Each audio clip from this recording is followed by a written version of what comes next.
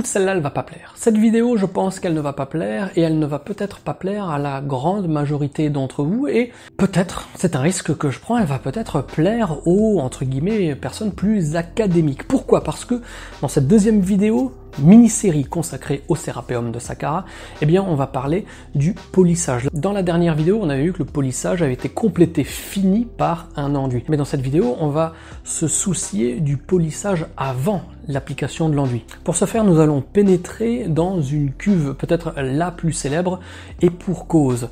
Dans le Serapeum, vous savez qu'il y a de nombreuses cuves, avec, sans coffre, etc., des couvercles qui ont bougé, mais il y a une cuve qui a été explosée à la dynamite dans les années 1850, peu après sa découverte par Auguste Mariette en 1852, 51, 52, peu importe. Cette cuve, elle a été explosée, elle était fermée, scellée, elle était vide. Cela prouve incontestablement, ce n'est pas le sujet de la vidéo, mais cela prouve incontestablement que l'utilisation faite de ces cuves n'était pas pour y entreposer des sarcophages ou des momies de taureaux sacrés. Car sinon, couvercle, boîte scellée, on aurait quelque chose à l'intérieur. Ce n'est pas le cas, donc les boîtes avaient leur utilité telle quelle, fermée et vide. D'ailleurs, on est déjà rentré dans ces cuves quelques fois avec les groupes, j'en ai même partagé des photos et des images sur la chaîne ou sur la page Facebook, mais aujourd'hui, on va toujours rentrer dans cette même cuve, que je vous présente un petit peu comme ça maintenant, avec la lampe torche pour que vous voyez, que vous immergiez un petit peu dans l'ambiance de ce complexe souterrain. Mais comme je vais vous le montrer sur ces images, eh bien vous allez voir que ce qu'on pense d'habitude concernant le façonnage du Serapeum, que ce soit du moulage ou des technologies un petit peu développées ou des technologies tout simplement des techniques qui aujourd'hui demeurent inconnues ou mal comprises, eh bien on va voir que finalement c'était peut-être beaucoup plus rustre que ce qu'on pensait. En tout cas, c'est uniquement sur cette petite partie de sarcophage que nous avons pu analyser au microscope électronique. Donc l'intérieur de ce sarcophage, il brille, hein, c'est vraiment du poli, c'est comme un miroir, comme vous le voyez sur cette image. Mais là où on a posé le microscope, je vous l'avoue les amis, j'étais absolument stupéfait.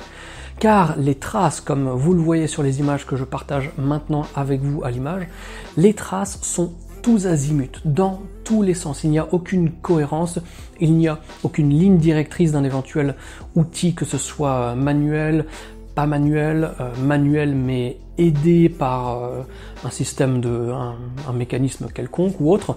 Là, on est vraiment dans tous les sens. Ce qui laisse penser, et là c'est le truc peut-être hallucinant, qui va vous déplaire et qui m'a déplu lorsque je l'ai lu, ça fait penser à un polissage à la main, où on allait dans tous les sens avec peut-être du sable, avec d'autres techniques qui sont peut-être autres que celles auxquelles on pense habituellement. Eh bien, c'est quand même un petit peu embêtant. Embêtant tout simplement parce que ça fait moins rêver, j'ai envie de dire, mais la ligne directrice d'honnêteté intellectuelle que je m'impose sur la chaîne m'oblige évidemment à partager ça avec vous parce que c'est quelque chose d'essentiel.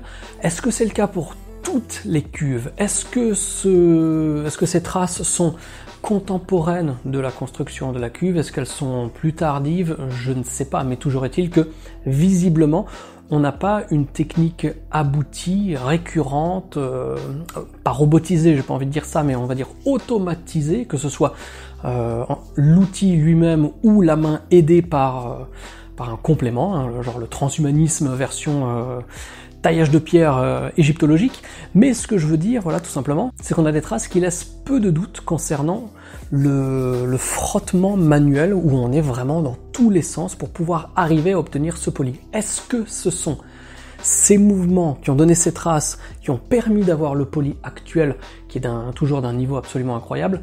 Je ne sais pas, on ne peut pas l'affirmer, mais toujours est-il que ces traces, elles sont bien là, et elles constituent un élément de plus qu'il faut intégrer pour pouvoir l'articuler avec d'autres éléments que l'on voit sur le site, qui, in fine, je l'espère, permettront d'apporter une réponse, pas plus complète, mais un début de réponse, ou en tout cas de fournir une vision un peu plus exhaustive du Serapeum lorsque l'on y va, parce que c'est un site majeur, essentiel de notre passé, du passé de l'Égypte ancienne, mais qui, je ne sais pas pourquoi, est très peu analysé et sur lequel finalement on trouve assez peu de lecture, que ce soit dans l'officiel ou dans l'alternatif. Donc voilà, ça déplaît, ça peut déplaire à beaucoup de monde, ça peut ravir certains autres, je ne sais pas, peu importe, en tout cas, voilà.